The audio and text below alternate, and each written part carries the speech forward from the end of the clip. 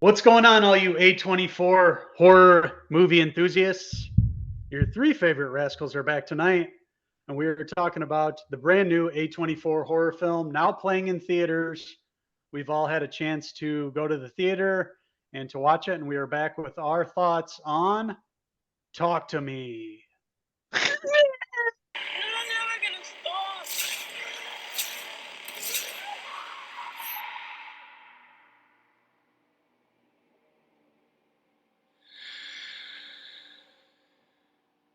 Like you.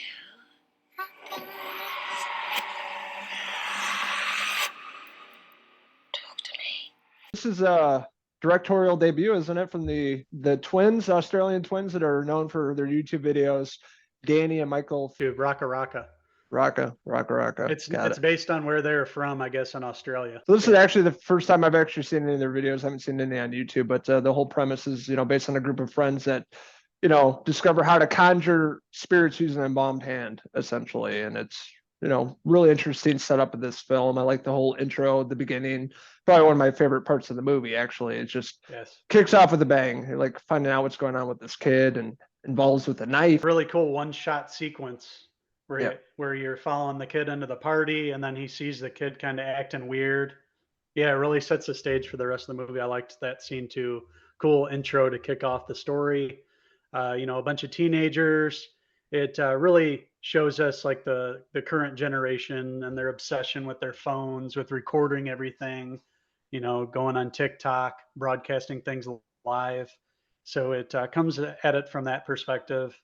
And we're following the main character Mia, playing in this movie, who's recently lost her mother, and she's kind of dealing with that in her head and trying to process all that. And the story really kicks off from there, where they're at this party and they had this hand on the table, basically, and they start playing a game where they have 60 seconds, and when they touch the hand and say these words to it, basically it possesses them. I thought the direction was pretty good for the first timers. Again, like Logan, I've never seen any of the YouTube videos, so I kind of went in cold about how their directing style is.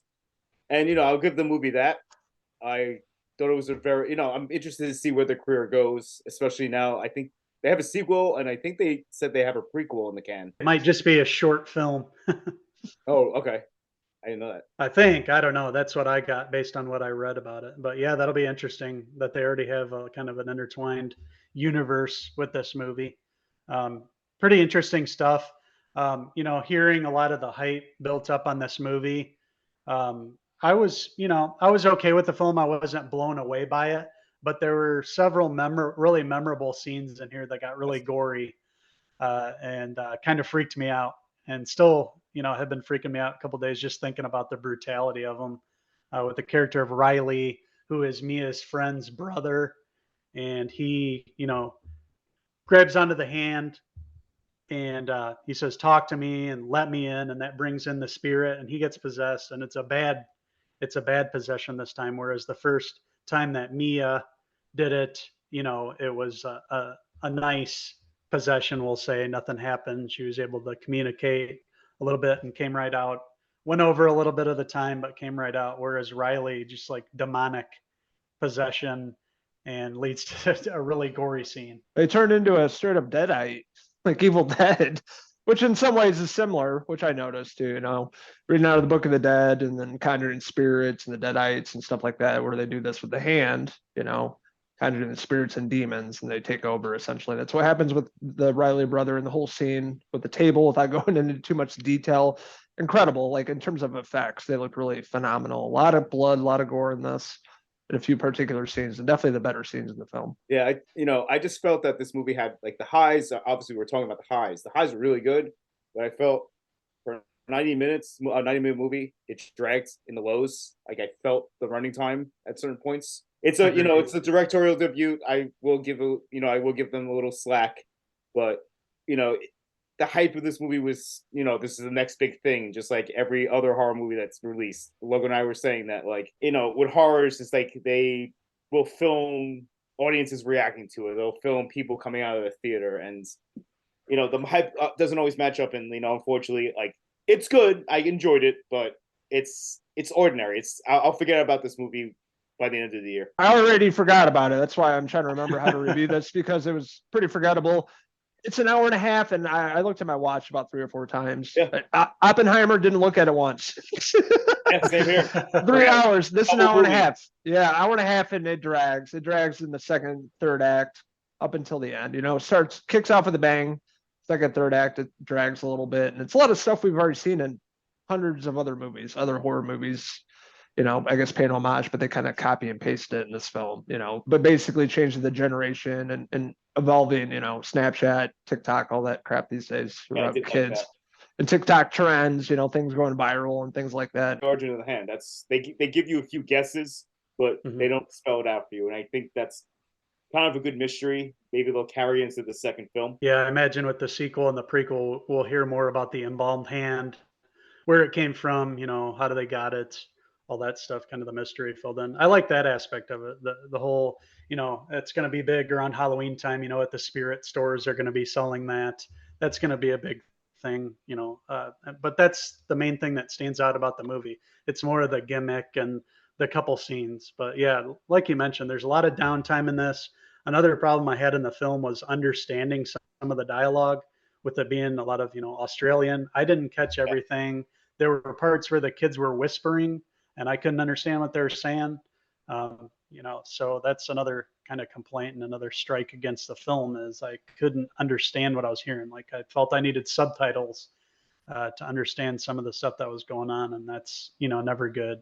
But you know, it's just a thing that we've seen before. Another movie that comes out where everybody's talking about it. It just doesn't quite live up to the hype for me. But I will say it for the first time directors, a big budget movie, they did a great job. You know, they have something that they can improve upon here. It's just it's not the next greatest thing. It's, you know, a lot of ideas that are recycled. Interesting take with you know, Mia, and I thought Sophie Wilde did a good job as the main character. She did a really good job. You know, you believe that she's living this traumatic experience and trying to process that. So there's a lot to like in the movie. It's just, you know, it just had a little too much hype. I thought she was very good expressing being under possession. When she was Yes. I thought Oh, she was yeah. very good there too. The black eyes. I Yeah, love that black part. eyes. Yeah, that was Yeah, creepy. very That was good. creepy. Yeah, that was definitely Actress. creepy. Maybe we might have a new Scream Queen here. I don't know. Maybe just with the other films coming out, maybe it might kickstart this actress's career, but she was definitely the best performance in the movie. But yeah, this is also, I have to agree with Uncle Henry here. This movie was super overhyped. Yeah.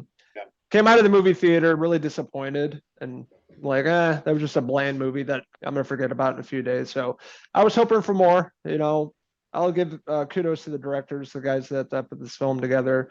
Decent, you know. It's just not anything that's super memorable. You know, had flaws to it. Had some great gory scenes, practical effects, good jump scares. Intro was great. Ending was pretty good. Just in between was not so much. So maybe cut down a little bit. I think it would have been a better film and cut out some of the fat in the film as well. So with that being said, I'm going to give Talk to Me, now playing in theaters. I'm going to give it a 3 out of 5 Mia hand pieces. And I will give the Philippou brothers Talk to Me. I'll give it a 3.5 out of 5. Let me in hair pieces. Yeah. I'm gonna go with Logan on this one. I ain't gonna give it 3 out of 5 hair pieces. So I want to hear from all you wild ghouls out there. What did you like about Talk to Me? What didn't you like about it? Let us know in the comments below, and don't forget to click subscribe. Also, check out these wild boys on Facebook, X, Instagram, and our website, Cinephellas.com for the latest, greatest TV, movie news, and reviews. So talk to me, fellas. Do you want to see a sequel to this movie? Are you guys going to be in line when the movie comes out to the theaters?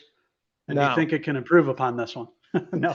I hope so. Hey, maybe Yeah. like Pearl, that's better than the first movie that comes out, you know, X. Who Yeah. knows? But yeah, after seeing this, and I don't have too much hope in it. They kind of left the, you know, the story open for Mia to return with the end and how the end happened. So it'll be interesting if they bring her back for a sequel and bring her into the story.